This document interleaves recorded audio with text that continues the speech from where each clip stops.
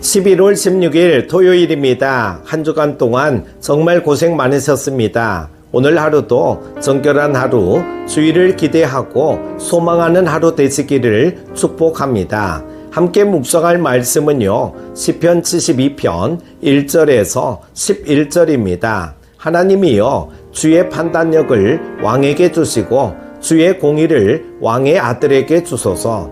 그가 주의 백성을 공의로 재판하며 주의 가난한 자를 정의로 재판하리니 의로 말미암아 산들이 백성에게 평강을 주며 작은 산들도 그리하리로다. 그가 가난한 백성의 억울함을 풀어주며 궁핍한 자의 자손을 구원하며 압박하는 자를 꺾으리로다. 그들이 해가 있을 동안에도 주를 두려워하며 달이 있을 동안에도 대대로 그리하리로다.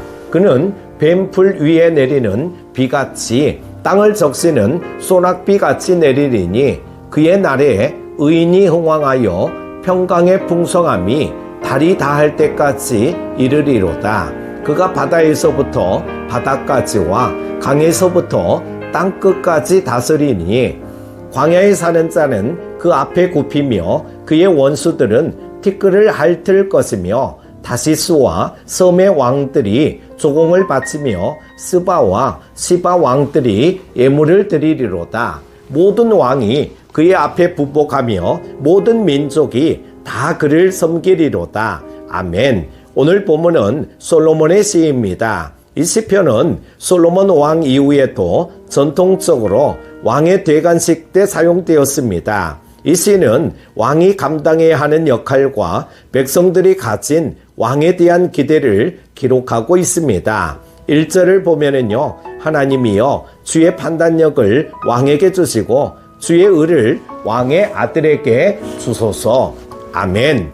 주의 판단력이란 하나님의 뜻을 분별하고 의를 실현할 수 있는 지혜를 뜻합니다.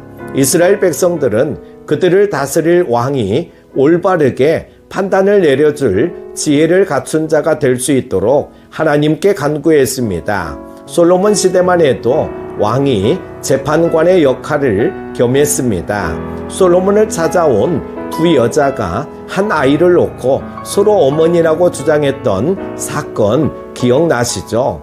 솔로몬이 아이를 칼로 반으로 갈라서 각각 반씩 나눠주라고 판결했던 유명한 재판 사건입니다. 이처럼 당시 왕은 백성들의 억울함을 풀어줄 수 있는 최종 판결권을 가지고 있었습니다. 따라서 왕이 판단력이 흐리면 백성들의 호소는 더 이상 해결될 수 없었습니다. 이에 백성들은 하나님께 그들을 다스릴 왕이 올바른 판단력을 가진 자, 또한 의를 행하는 자가 되기를 간구했던 것입니다. 솔로몬은 분명 지혜로운 왕이었습니다. 그러나 그는 우상을 섬기는 죄악을 저지름으로 인해 의로운 성품을 갖지 못했습니다. 솔로몬 뒤에도 많은 왕들이 있었습니다. 그들 모두 지혜가 부족한 왕, 의가 부족한 왕, 둘 다 부족한 왕들 뿐이었습니다. 시간이 갈수록 백성들은 왕에 대한 기대가 사라질 수밖에 없었고 그들은 지혜롭고 의로운 왕으로 오실 메시아를 갈망했습니다. 그분이 바로 예수 그리스도이십니다. 왕이신 예수님은 가장 지혜로운 방법으로 우리의 삶을 인도해 주십니다. 우리의 호소를 들어주시고 억울함을 풀어주십니다. 주님은 불의로 행하지 않으시고 의를 완성시키십니다.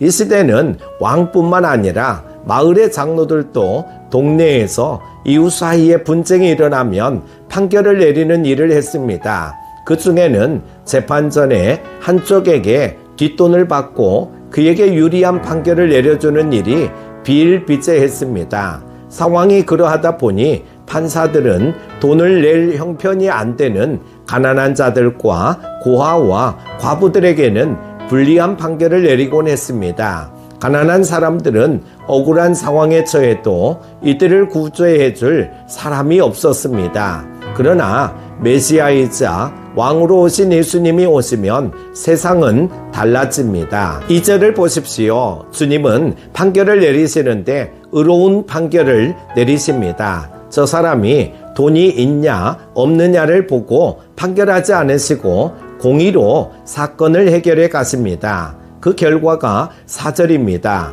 저가 백성의 가난한 자를 신원하며 궁핍한 자의 자손을 구원하며 압박하는 자를 꺾으리로다. 아멘.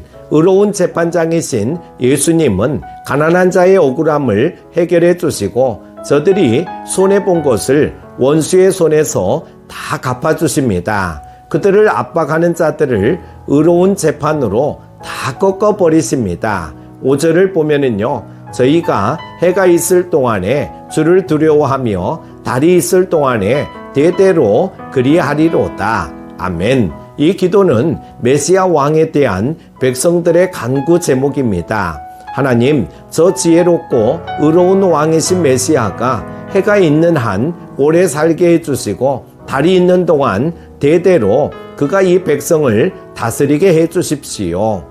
해와 달이 사라지려면 엄청나게 긴 시간이 필요할 것입니다. 이것은 사실상 영원한 통치를 의미합니다. 지혜와 공의로 백성들을 판결하고 다스리는 메시아 왕이 얼마나 좋으면 백성들이 그의 영원한 통치를 간구하고 있겠습니까? 메시아 왕은 어떤 분이십니까? 6절을 보면은요, 저는 뱀풀에 내리는 비같이 땅을 적시는 소낙비같이 이 말이니, 이스라엘같이 더운 지역은 농사 지을 때 단비가 얼마나 귀한지 모릅니다.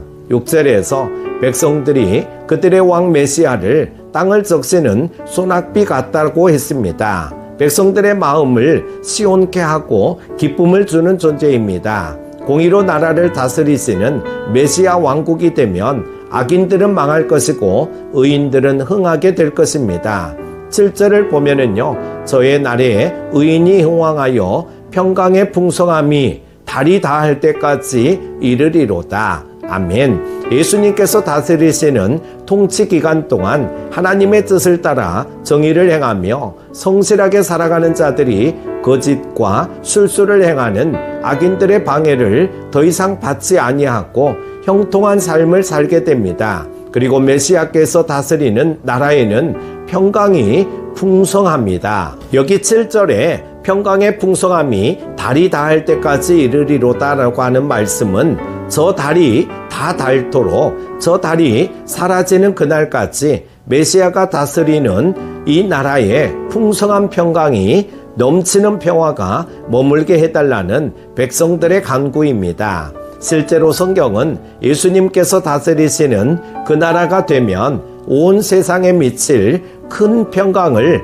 기록하고 있습니다. 표범이 어린 염소와 함께 놀고 사자와 어린 양이 함께 뒹굴고 어린이가 독사골에 손을 놓고 장난쳐도 물지 않는 평강의 나라입니다.